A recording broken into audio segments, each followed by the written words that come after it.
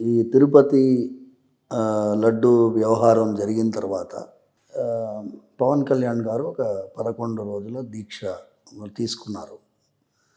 ఆయన దీక్ష అయిన తిరుమలకి వెళ్ళి దర్శనం చేసుకొని తిరుపతిలో వారాహి డిక్లరేషన్ అని ఒకటి చేశారు. మీరు దాన్ని నేను చూసాను ఐవైఆర్ టాక్స్లో. మీరు ఆ డిక్లరేషన్ని మొత్తం 1 పాయింట్ బై పాయింట్ మీరు చేసి లాస్ట్లో మీరు ఒక అద్భుతమైనటువంటి ఒక అనాలిసిస్ చేశారు. దేవాలయాలు ఎలా ఉండాలి, మన ధర్మాన్ని సనాతన ధర్మము అంటే ఇది వైదికమైనటువంటి వేద మార్గంలో నడిచేటటువంటి ఒక భాగం.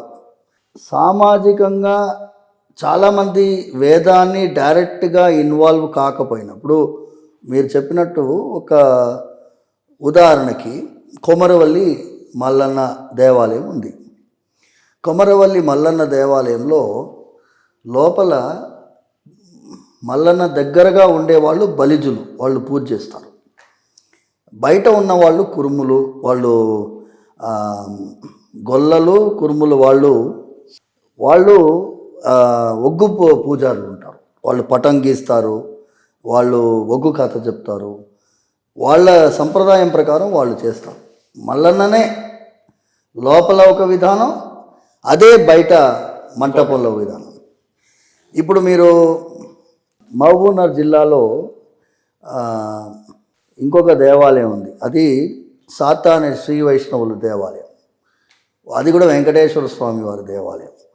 అది ఉద్దాల పండగ జరుగుతుంది అక్కడ. ఎట్లా అంటే సార్, మీరు అంటే నేను ఎందుకు ఇవన్నీ గుర్తు చేస్తున్నాను అంటే, మన ధర్మంలో డైవర్సిఫైడ్ వే ఆఫ్ కనెక్షన్.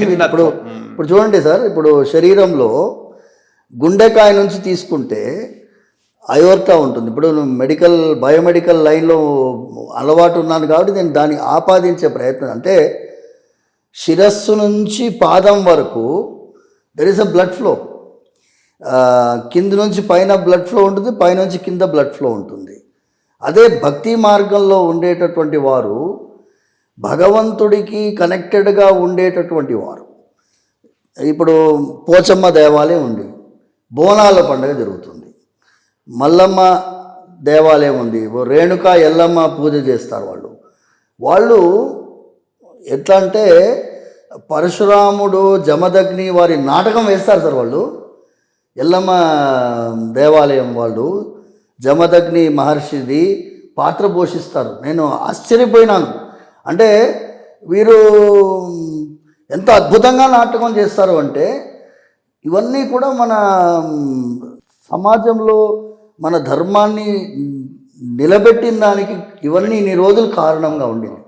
ఇప్పుడు ఏమైందంటే సార్, అందరూ కూడా గ్రామీణ ప్రాంతాల నుంచి వలస వచ్చి సిటీ టౌన్లో నివసించే వాళ్ళు దీని నుంచి డిస్కనెక్టెడ్గా ఉంటున్నారు. కాబట్టి ఆ కళలు అంతరించిపోయాయి. ఒగ్గు పూజారులు ఒగ్గు కథలు చెప్పేవాళ్ళు లేరు, బుర్ర కథలు చెప్పేవాళ్ళు లేరు, హరికథలు చెప్పేవాళ్ళు లేరు. సో ఇవన్నిటినీ కూడా రివైవల్ చేయడానికి ఆయన వారాహి డిక్లరేషన్లో temple should be a place of culture, దేవాలయం ఒక సామాజిక స్పృహని పెంపొందించేటట్టుగా ఏర్పడు.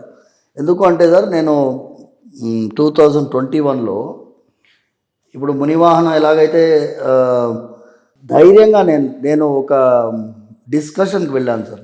డిస్కషన్ ఏంటి అంటే, American way of life. A black cannot come to a white church. మీకు తెలుసు కదా సార్, యూ కెనాట్ గో.